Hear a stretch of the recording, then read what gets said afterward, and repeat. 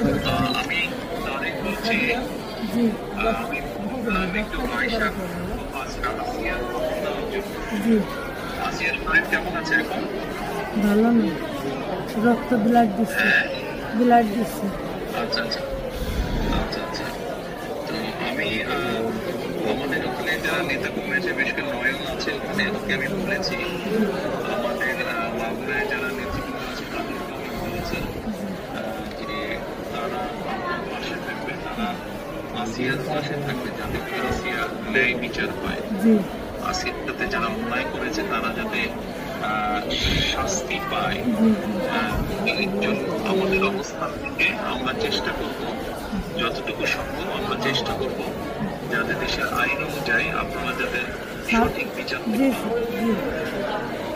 এবং একই সাথে আমি নয়নকে বলেছি যে আসিয়ার জন্য চিকিৎসার জন্য যেসব ব্যবস্থা নেওয়া সম্ভব সেই সব ব্যবস্থাগুলো আমরা চেষ্টা করবো আমাদের দলের অবস্থান থেকে। না, ওই নয়ন ভাই খুব করেছে আমার জন্য।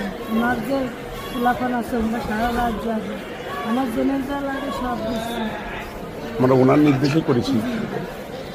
আপনার কাছে একটু আবদার, আমার ছোট বলি, আপনি যদি দেখতেন ওই বুকগুলো ফেরিগুলো বিক্রি করেছে, তাহলে আপনারই কেন যাচ্ছেন যে ওরা কি জঘন্য খারাপ ব্যবহার করেছে আমার মানুষের। আপনার কাছে এইটুকু অনুরোধ যে আমার শাস্তি তো দেবেনি, আর আমার দিকে মনে ক্ষতি করেছে ওরা, একটু আপনার কাছে আবদার চাইল, একটু বিচার দিলাম আমি। আমাদের অবস্থান থেকে আমরা চেষ্টা করবো যাতে আসিয়া ন্যায় বিচার আমাদের সেই প্রতিষ্ঠা থাকবে। আপনি চিন্তা করবেন না, আসিয়ার চিকিৎসার জন্য যা কিছু প্রয়োজন আপনি যদি কিছু মনে করেন আমাদেরকে জানাবেন, ঠিক আছে? এটা নিয়ে টেনশন করবেন না।